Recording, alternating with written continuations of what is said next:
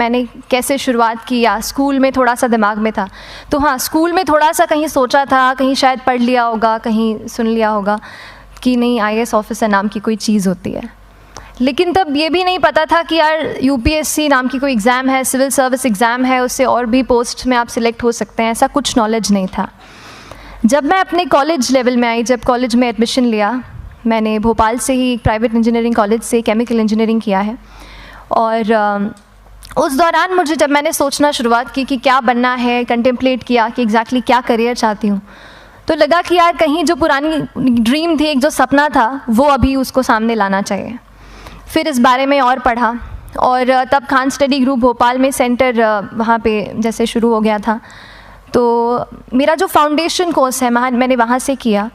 और इस एग्ज़ाम के बारे में जो चीज़ें मुझे 1-2 साल में समझ में आई हैं, वो कुछ चीज़ें मैं आपसे शेयर करना चाहती हूँ। सबसे पहली चीज़ जो पहले जय और रचना हम दोनों बोल चुके हैं कि कंसिस्टेंसी।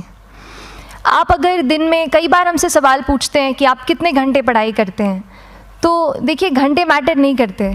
कोई 17-18 घंटे हमें नहीं पढ़ना है, इतना हम पढ़ भी नहीं सकते। एक दिन पढ़ सकते हैं, दूसरे दिन नहीं पढ़ पाएंगे। 5 से 6 घंटे ही आपको देने हैं या उतने निकालने हैं, पर वो जो वक्त आप अपनी पढ़ाई को देते हो, वो कंसिस्टेंटली आपको रोज़ उतना ही अपने पढ़ाई को देना है।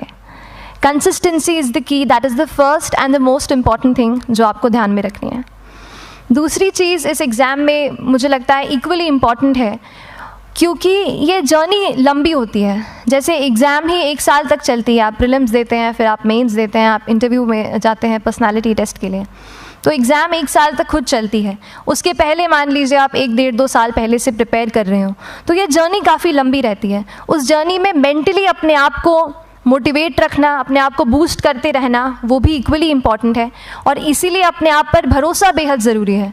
You need to have a faith in yourself कि अगर आपने इसमें कदम रखा है, अगर आपने सोचा है कि आप सिविल सर्विस एग्ज़ाम देना चाहते हैं और देंगे, तो आपको ये ठान के उसमें जाना है कि हाँ, मैं ये कर सकता या कर सकती हूँ। ये एक अपना मोटिवेशन, अपने साथ एक फेथ, बिलीफ अपने ऊपर आपको हमेशा रखना है। कमिंग टू प्रेपरेशन की कैसे तैयारी करनी है, बहुत सारी बातें आप सुन चुके हैं कि आंसर राइटिंग में कैसे करना होता है, आंसर राइटिंग का स्ट्रक्चर कैसा होना चाहिए। तो मैं शुरू में सबसे पहले ये कहूँगी कि मेरे प्रिपरेशन का बेस 2 चीज़ें रहीं। पहला था करंट अफेयर्स। करंट अफेयर्स इसलिए मैंने उसी से शुरुआत की क्योंकि करंट अफेयर्स सबसे इंटरेस्टिंग पार्ट होता है। कई बार आपको हिस्ट्री कभी बोरिंग लगेगी, कई बार आपको लगेगा ज्योग्राफी इतना, कभी हर किसी के अपने अपने फेवरेट्स होते हैं। तो मुझे वो 2 सब्जेक्ट्स लगते थे कि यार इतना मन नहीं करता है, लेकिन न्यूज़पेपर्स और करंट अफेयर्स में जो भी नया चल रहा है वो मुझे हमेशा इंटरेस्टिंग लगता था। इंटरनेशनल रिलेशंस में क्या हो रहा है, क्या सोशल रियलिटीज़ हैं, कहाँ क्या हुआ, उसका क्या इम्पैक्ट पड़ेगा एडमिनिस्ट्रेशन पे और हमारी कंट्री पे, तो उसको आप अपना एक बेस बना सकते हो।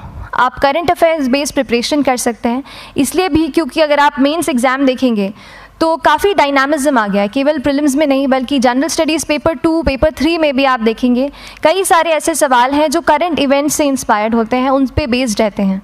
तो जब आप न्यूज़पेपर बेस्ड, करंट बेस्ड पढ़ाई करते हैं तो वो आपका प्रिपरेशन वहाँ से भी कवर हो सकता है। दूसरी जो चीज़ मैंने जिस पे बहुत फोकस किया वो थी आंसर राइटिंग।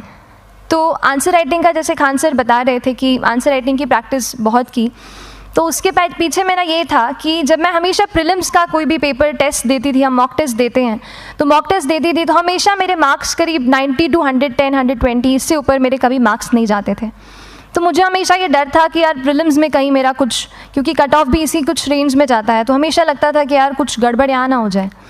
लेकिन जब मैंने आंसर राइटिंग की और मेंस एग्ज़ाम के बारे में जाना, तब मुझे लगा कि आंसर राइटिंग एक ऐसी चीज़ है, मेंस एक ऐसा फेज़ है सिविल सर्विस एग्ज़ाम का जहाँ पे आप अच्छे से तैयारी कर सकते हैं। And if you have written the answers, if you know कि you have covered the points well, if you have included उसमें कुछ आपने facts, international reports, government schemes, आपने कुछ ऐसे उसमें सॉल्व भी डाला है, तो जो रिज़ल्ट आएगा वो सेटिस्फैक्ट्री ही आएगा, अच्छा ही आएगा। तो मेंस एक ऐसा पार्ट है जिस पे आप काफ़ी बैंक ऑन कर सकते हो। मैं जब पर्सनालिटी टेस्ट भी मैंने दिया, तो इस बार भी आप नंबर्स देखेंगे तो आसपास की रैंक के हिसाब से मेरे नंबर्स उसमें कम हैं, लेकिन it is just the general studies and the answer writing part, जो मेंस के जो वो है मार्क्स हैं या मेंस का जो एक फैक्टर रहा, वो मेरे लिए सबसे ज़्यादा इंपॉर्टेंट डिसाइडिंग फैक्टर रहा है। तो अपना एक्सपीरियंस यही बताऊंगी कि आंसर राइटिंग पे आप विशेष फोकस कीजिए। जैसा स्ट्रक्चर आपको बता ही चुके हैं कि इंट्रोडक्शन में कैसे आपको शॉर्ट रखना है, बॉडी एंड देन कंक्लूजन, उसमें छोटी चीज़ जैसे मैं अभी मेंशन कर रही थी, आप एक इंश्योर कीजिए कि देखिए जो भी एग्जामिनर आपकी कॉपी चेक कर रहे हैं वो दिन में 10, 15, 20 कॉपीज़ चेक कर रहे हैं, तो उन सब से आपको अलग कैसे आप अपनी कॉपी दिखा सकते हो, ये चीज़ आपका प्रेजेंटेशन और आप जिस तरीके से आंसर लिखते हो कंटेंट को, वो मैटर करेगा। आप इंश्योर कर सकते हैं कि आपके आंसर में कुछ फैक्ट्स, गवर्नमेंट की स्कीम्स, कुछ कमिटीज़ बैठती हैं, जैसे एक प्रिवेसी पे जस्टिस BN श्रीकृष्णा कमेटी की रिपोर्ट आई है, तो आप मान लीजिए आपको कोई प्रिवेसी पे सवाल आ गया तो आपने उन कमेटी का नाम कोट कर दिया। ऐसे बहुत सारी कमिटीज़ होती हैं। कुछ इंटरनेशनल रिपोर्ट्स आते हैं, वो आप उनको इनके बारे में लिख सकते हैं। इंडिया का मैप आप बना सकते हैं। मैंने सीख लिया था कि 10-15 सेकेंड्स में कैसे जल्दी से मैप बनाना है और उस पर कैसे पॉइंट कुछ करना है, कुछ लोकेट करना है। तो ये कुछ ऐसी चीज़ें हैं जो आपके आंसर्स को एनरिच करेंगी और प्रेजेंटेबल बनाएंगी। तो इस तरीके से आंसर्स पे जैसे हम क्लास करते हैं, लेकिन उसके साथ साथ आपको ये कोशिश करनी है कि 1 से 2 आंसर पर डे आपको ज़रूर लिखने ही लिखने हैं, apart from the test series that you are doing. Answer writing से 2-3 चीज़ें होती हैं, ना केवल हमारी एक लिखने का हमें समझ आता है हम क्या लिखते हैं कैसा है, पर हमारा कॉम्प्रिहेंशन भी इम्प्रूव होता है। हमें कितना समझ में आया वो भी हमें खुद समझ आता है जब हम आंसर्स लिखते हैं। और इसीलिए आंसर राइटिंग पे आप फोकस कीजिए, 1 से 2 आंसर्स ज़रूर लिखिए। और आंसर राइटिंग के बाद the third pillar of my preparation जो काफ़ी इंपॉर्टेंट जिसने रोल प्ले किया, that was tests and test series and mocks. देखिए हम पढ़ रहे हैं यहाँ पर, I will also come to the point कि हम कैसे दिल्ली, भोपाल और इंदौर में प्रिपेयर करके बिना दिल्ली जाए हम कैसे कर सकते हैं, I will come to that point. पर उसके पहले टेस्ट की थोड़ी बात कर लेती हूँ कि टेस्ट देना क्यों ज़रूरी है। हम ये जो एग्ज़ाम दे रहे हैं सिविल सर्विस की, ये एक ऑल इंडिया लेवल एग्ज़ाम है and this cut throat competition. तो उसके लिए आप केवल पढ़ते रहें, सारी बुक्स, मटेरियल्स, स्टैंडर्ड ये करंट का सब पढ़ लें, लेकिन अगर आप ये नहीं जज कर पाए कि आपका क्या लेवल है at an all India level, तो चीज़ें समझ में आप नहीं, मतलब आप आगे नहीं बढ़ पाएंगे या सही डायरेक्शन नहीं पकड़ पाएंगे। तो इसलिए आप टेस्ट से घबराइए मत। कई बार टेस्ट का इनर्शिया होता है, ऐसे लगता है कि जब तक पूरा सिलेबस कंप्लीट नहीं कर लूँ तब तक टेस्ट नहीं दूंगा, लेकिन सच में बात ये होती है कि जब तक हम GS के मतलब पेपर देने अंदर भी घुसते हैं ना, तब भी उस सेकंड पे लग रहा होता है कि कुछ छूट गया है हमारा। तो ये चीज़ होगी ही, इसीलिए ये मैं कभी मत सोचिए कि जब तक पूरा सिलेबस नहीं कर लूँ टेस्ट नहीं दूंगा। जैसे आपका एक थोड़ा बेस बन जाता है प्रिपरेशन का, आप टेस्ट दीजिए, चाहे वो प्रीलिम्स का MCQ का टेस्ट हो या मेंस का राइटिंग स्किल की प्रैक्टिस हो, टेस्ट पे आप फोकस कीजिए। उसके बाद टेस्ट केवल देने के लिए नहीं देना है, उसको एनालाइज भी अच्छे से करना है। When you get the answer hints, when you get the answer keys, analyse properly कि आपकी क्या गलती हुई है और उससे भी सीखने की कोशिश कीजिए कि क्या कुछ नया मुझे इस टेस्ट पेपर से या इस आंसर कॉपी से मिल सकता है। तो इस तरह से टेस्ट पे भी आप फोकस कीजिए। And I will come lastly to the point कि जब मैंने प्रिपरेशन शुरू की थी अपने कॉलेज के 2nd ईयर 3rd ईयर आते आते, तो मन में बहुत सारे फियर्स थे। मैं भी एक नॉर्मल फैमिली से हूँ, मेरे फैमिली में किसी ने आज तक सिविल सर्विस का पेपर भी नहीं लिखा था, तो मन में बहुत सारे फियर्स थे, डाउट्स थे, क्या होगा, कैसे होगा।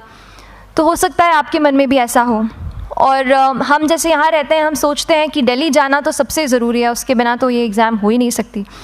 तो उस पर मैं एक चीज़ बताना चाहूँगी कि जैसे KSG जैसे इंस्टीट्यूट हैं, जो फैकल्टी भी हमें वही मिलती है जो दिल्ली में पढ़ा रहे हैं, तो ये एक बहुत पॉजिटिव पॉइंट है कि क्वालिटी का कोई दिक्कत नहीं आएगी। बस एक चीज़ है, आप ज्वाइन करते हैं class, that will only provide you a direction. वो आपका रास्ता दिखा सकते हैं आपको कि इस रास्ते पर आपको चलना है, लेकिन चलना उस रास्ते पे आपको खुद है। You have to work on your own. कभी ये मत सोचिए कि मैं वहाँ नहीं जा पा रहा हूँ तो नहीं हो सकता, यहाँ है, तो हम एक्सक्यूज़ेस बनाते हैं। कई बार चैलेंजेस आते हैं। तो मैंने कॉलेज के साथ प्रिपरेशन की, तो उसमें भी काफ़ी दिक्कत आती थी। कभी कभार कॉलेज की एग्ज़ाम होती थी तो इसमें मैं अपना उतना वक्त नहीं दे पाती थी। तो उस मोमेंट पे फिर प्लानिंग ने मुझे बहुत हेल्प किया कि हम किस तरीके से अपने कॉलेज के एग्ज़ाम के लिए प्लान कर लें। जैसे मैंने इंजीनियरिंग की है और मुझे पता है कि हम इंजीनियर्स 1 महीने से ज़्यादा पहले से पढ़ते नहीं हैं। पढ़ते हैं क्या? तो वो चीज़ आप ध्यान रख सकते हो, उसको अपना स्ट्रॉन्ग पॉइंट बना सकते हो। 1 से 1.5 महीना जब exam is approaching, I use to plan my entire syllabus का प्रिंट आउट निकाल के I use to make my notes, उस तरीके से उसको मैं उसको संभाल लेती थी। तो whenever you are managing those things together, focus on planning, किस तरीके से आप एक माइक्रो प्लान बनाएं, अपना डेली एक प्लान बनाएं, वीकली टारगेट सेट करें और एक ब्रॉड विजन दिमाग में रखें कि ब्रॉडली आप मंथ्स में क्या कवर करने वाले हैं। अगर आप प्लानिंग अच्छे से करते हैं तो ज़्यादातर पोर्शन आपका वहीं से कवर हो जाता है, और जब आप टारगेट्स बनाते हैं, उनको टिक करते हैं, तो एक सेंस ऑफ कंप्लीशन भी आपको मिलता है कि yes I am on the right path और मैं सही जा रहा हूँ या जा रही हूँ। तो इस तरीके से प्लानिंग पे भी इक्वली फोकस कीजिए। एंड बस यही सिंगल बिगेस्ट मैसेज मेरी तरफ से यही रहेगा कि आपने अगर ठान लिया है, अगर आप सोचते हैं कि आप ये एग्ज़ाम क्रैक कर सकते हैं, तो आपको रोकने वाला और कोई नहीं, आप खुद ही हो सकते हैं। तो खुद आप अपनी रुकावट कभी मत बनिए, एक्सक्यूज़ेस मत बनाइए। ऑब्स्टिकल ज़रूर आएंगे, उन्हें आपको चैलेंज करना है। Challenges are meant to be challenged.